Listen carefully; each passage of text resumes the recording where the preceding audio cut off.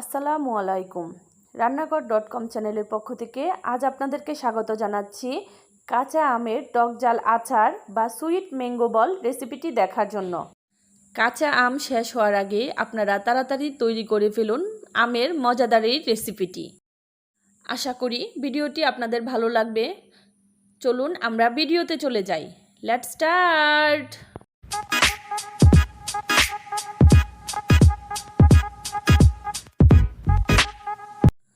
প্রথমে আমি কয়েকটা কাঁচা আম নিয়ে নিয়েছি। এখন আমি কাঁচা আমগুলোকে পরিষ্কার পানি দিয়ে ভালোভাবে ধুয়ে নিব।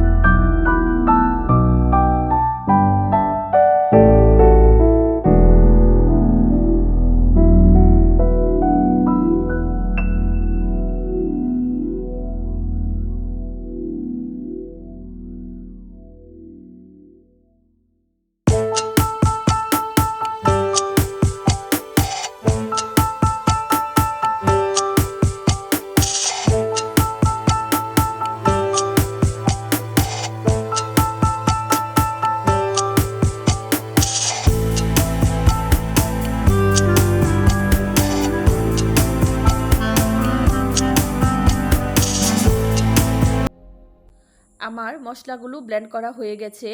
দেখুন, মশলাগুলো তেমন একটা মিহি করে আমি ব্লেন্ড করিনি।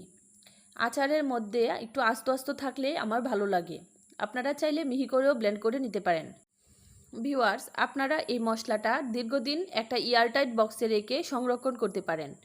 এখন পুনরায় আমরা চুলায় চলে যাচ্ছি। চুলায় একটা প্যান বসিয়ে এতে আমি হাফ কাপ পরিমাণ সরিষার তেল দিয়ে দিচ্ছি। তেলটা সামান্য গরম হলে এর মধ্যে আমি দুটা তেজপাতা মাঝখান দিয়ে ছিঁড়ে দিয়ে দিয়েছি আর দিয়ে দিয়েছি আস্ত জিরে। এগুলোকে হালকা একটু নেড়ে ছেড়ে ভেজে নিয়ে এর মধ্যে দিয়ে দিব কুচি করে রাখা আমগুলো দিয়ে হালকা একটু নেড়ে ছেড়ে এর মধ্যে দিয়ে দিব স্বাদ মতো লবণ, সামান্য একটু হলুদের গুঁড়া, একটু মরিচের গুঁড়া, কিছুটা ধনিয়া গুঁড়া ও ভাজা জিরার গুঁড়া দিয়ে ভালোভাবে নেড়ে ছেড়ে মিশিয়ে নিব। এরপর এর মধ্যে দিয়ে দিব 1 কাপ পরিমাণ চিনি দিয়ে ভালোভাবে নেড়েচেড়ে মিশিয়ে নিব। আমি এই রেসিপিটিতে কোনো প্রকার পানি ব্যবহার করিনি। চিনি থেকে এবং আম থেকে যে পানিটা বের হবে সেটা দিয়ে আমি আমগুলো সিদ্ধ করে নিব। এখন লো ফ্লেমে এগুলোকে আমি 10 থেকে 15 মিনিট রান্না করে নিব। যতক্ষণ পর্যন্ত আমগুলো সিদ্ধ না হয়ে যায় ততক্ষণ পর্যন্ত আমি এগুলোকে রান্না করব। দেখুন ভিউয়ার্স, আমার প্রায় সবগুলো আমি গলে গেছে, আর যেগুলো গলে নাই সেগুলো আমি একটু চামচ দিয়ে ভেঙে ভেঙে দিব। যে পাঁচফোড়নের গুঁড়াটা তৈরি করে রেখেছিলাম সেখান থেকে আমি এখন দিয়ে দিব 1 চা চামচ পাঁচফোড়ন। মাশাল্লাহ, আমার আচারটা খুব সুন্দর একটা কালার হয়েছে। এখন আরও 10 থেকে 15 মিনিট আমি আচারটাকে জাল দিয়ে নিব।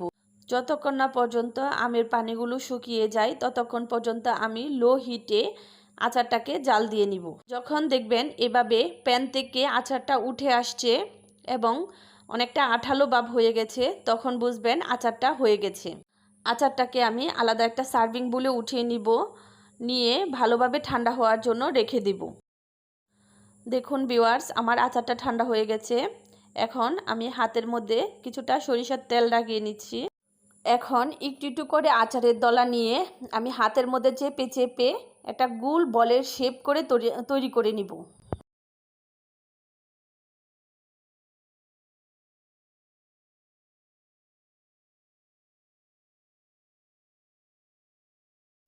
দেখুন ভিউয়ার্স, আমার সবগুলো বল তৈরি করা হয়ে গেছে।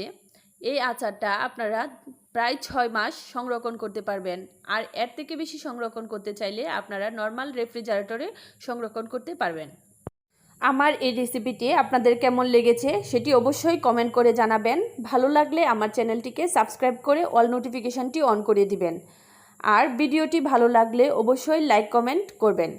আপনাদের লাইক ও কমেন্ট আমাকে অনেক বেশি উৎসাহিত করে। সবাই ভালো থাকবেন। আল্লাহ হাফেজ।